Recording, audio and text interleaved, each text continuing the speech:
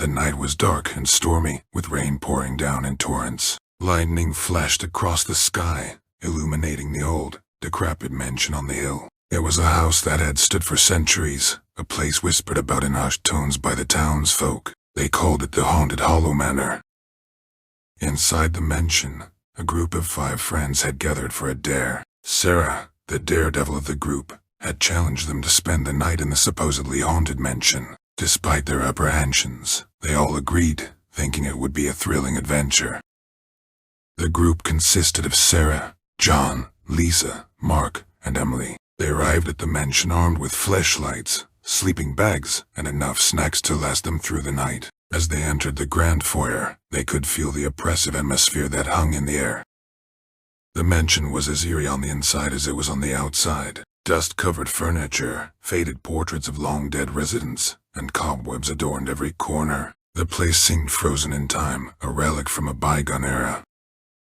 Sarah led the way, her flashlight cutting through the darkness. "Come on, guys, let us explore this place and see if we can find any ghosts." John, who was more skeptical, muttered, "This place is just old and creepy. There is no such thing as ghosts." But as they ventured deeper into the mansion, strange things began to happen. Footsteps echoed in empty hallways, doors creaked open and closed on their own, and eerie whispers seemed to emanate from the walls. Mark, always the practical joker, tried to brush it off as their imaginations playing tricks on them. As the night wore on, their nerves began to fray. Emily, the most sensitive of the group, was the first to feel a presence. She claimed to have seen a shadowy figure in a tattered, blood-soaked gown drifting down the hallway. Her scream sent shivers down everyone's spines. "Enough of this nonsense," said John, trying to maintain his composure. "Let us just find a room and get some sleep. We'll leave first thing in the morning." They settled into a dusty, dimly lit bedroom, laying out their sleeping bags in a circle. Lisa, the quiet one of the group, couldn't shake the feeling that they were being watched. She kept her eyes fixed on the cracked ceiling, unable to sleep. Hours passed, and the group's unease only grew. Just as they were about to convince themselves that it was all in their heads, the door to the bedroom slammed shut with a deafening bang. They screamed and scrambled to their feet, but the door wouldn't budge. Panicked, Sarah shouted, "This isn't funny anymore, Mark." Mark's face turned pale. "I didn't do it, I swear."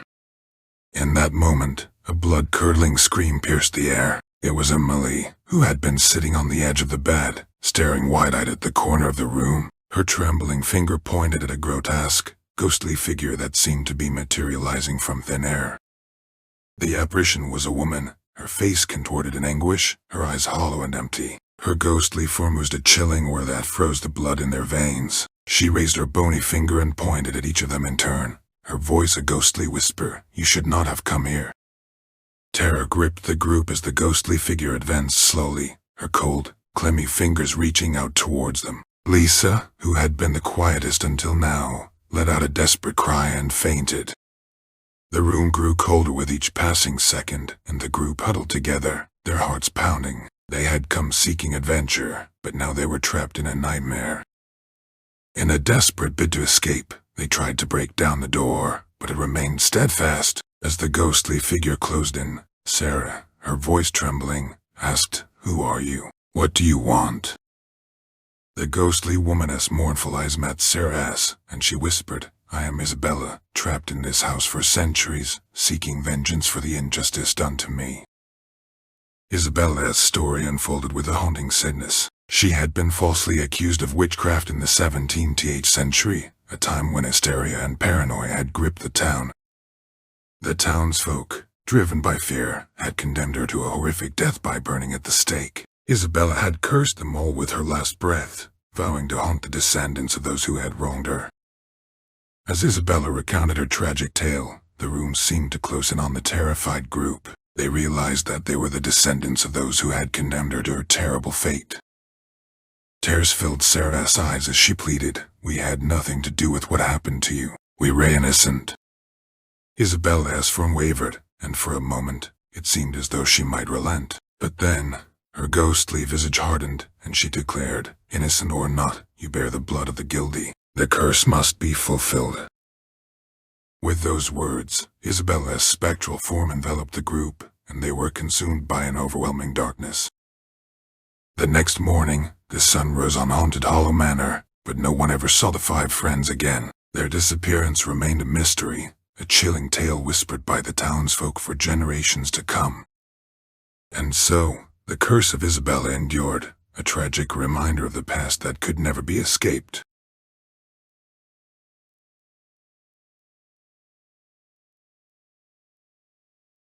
The summer morning on the road leading to the ancient hostel was bright and sunny. A group of friends, Mike, Lisa, Jake, Sarah, and Kate, had gathered to spend a week in this mysterious place, renowned for its rich history and mystical legends.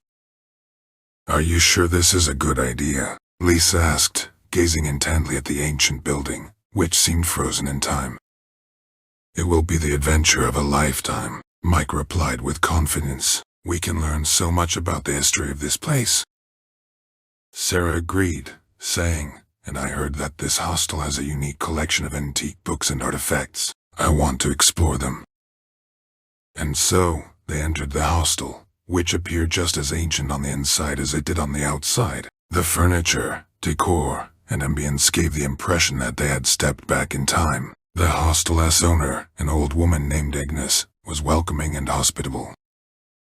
"Welcome to our cozy corner," she said, smiling, and handed them the room keys. "Don't forget that this is an old place with some quirks, but I am sure you'll enjoy your stay here." The first day went smoothly. The friends explored the surroundings, delved into antique books, and spent time outdoors. But as night fell and they went to sleep, strange events began to occur. Kate woke up in the middle of the night to the sound of knocking on the window, but when she looked out into the courtyard, she saw nothing unusual. Jake heard whispers and laughter, as if someone was walking in the hallway, but when he checked, he found no one. Lisa claimed that her bed was shaking as if from underground tremors. "It must be because of the old building," Mike tried to reassure them. "There's nothing to worry about." With each passing night, the strangeness intensified. The friends began to see bloody visions of the past. At first, they were just vague dreams, but soon, images started to emerge.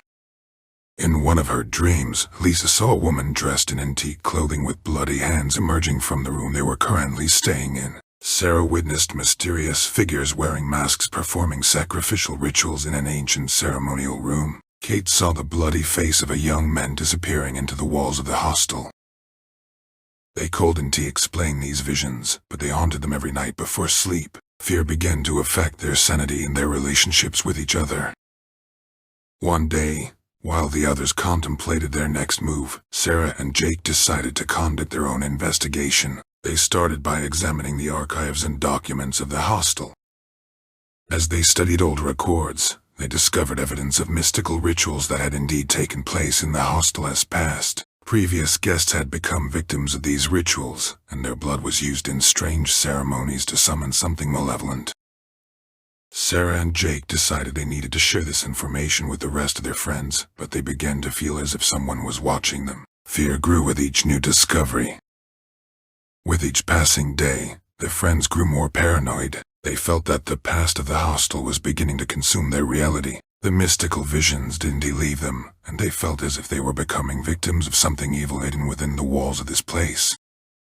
They decided to take one last step. They began to excavate the floors and walls in search of answers, and they found something. Hidden beneath old wooden boards was an ancient ritual room with an altar stained with the blood of past victims. It was the place where the mysterious rituals had been performed.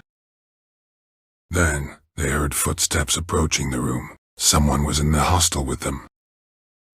The friends fled from the ritual room, trying to find a way out of this nightmare. The hostel, once cozy and welcoming, had become a trap they needed to escape. They discovered ancient records and artifacts that proved many guests had been victims of mystical rituals. Sarah and Jake shared their findings with the others, and they decided to gather and confront the evil lurking within. Ultimately, they concluded that to banish the evil and break the curse rooted in this place, they would have to conduct their own ritual. They prepared themselves, using the ancient records as a guide. The friends gathered in the ritual room, prepared, and began their own ceremony, hoping to expel the evil. The mystical energy in the room grew, and they saw visions of the past, but this time they felt stronger. When they completed the ritual, the old building began to shake, and the walls started to crack. Darkness emerged from the walls, taking the form of a woman in antique clothing with blood-stained hands. She screamed and disappeared, and the hostel returned to its normal state. The friends eventually left the place, feeling exhausted and haunted by the memories of their ordeal. But they knew they had made the right decision. They left the hostel and its mystical history behind, but in their hearts, the memory of how they confronted the evil and survived would remain forever.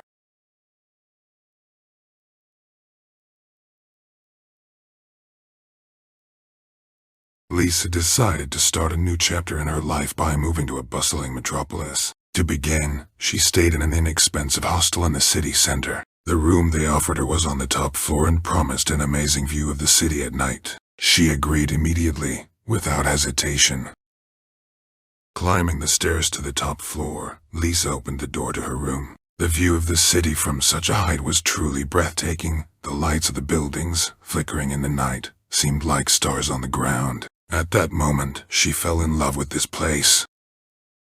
However, the first night in the hostel turned out to be different from what she had expected. Lisa was awakened by a noise in the neighboring room, and when she opened her eyes, she saw a strange shadow moving across the wall. She felt that something was not right. With each subsequent night, Lisa began to see more and more strange shadows and figures wandering through the hostel's corridors. They looked ghostly but menacing. The city that had once seemed a place of wonder now appeared shrouded in darkness and horror. Lisa decided to inquire about the strange events from other hostel guests. It turned out that none of them wanted to talk openly about it. Everyone kept their fears hidden and warned her not to explore at night. With each passing night, the view of the city became increasingly grim and eerie. Lisa saw something sinister in it, as if the city were hiding behind a mask of darkness and terror. She began to doubt her sanity and decided that she needed to leave this place. But when Lisa tried to leave, she discovered that the hostel possessed a supernatural power that was seizing her mind and soul. The outside world became less and less real, while the hostel became more alive and insatiable. Lisa realized that she had entered a closed cycle of horror. Night after night, she saw increasingly darker and more terrifying images that haunted her even in her dreams. She became isolated from the outside world, and the hostel ensnared her. Lisa tried to explore the hostel in search of answers and a way to rid herself of this force. She found an old book that described ancient rituals and curses associated with this place. She decided to attempt the ritual, hoping it would help. However, the forces of darkness were stronger than she had anticipated, and the ritual only worsened the sit. Lisa realized that she would not be able to leave this place. The hostel became her prison, and the city turned into darkness and terror. She lost hope of being saved and understood that she deserved her fate. Her soul was consumed by this place forever. In the end, Lisa remained inside the hostel, becoming one of its many victims.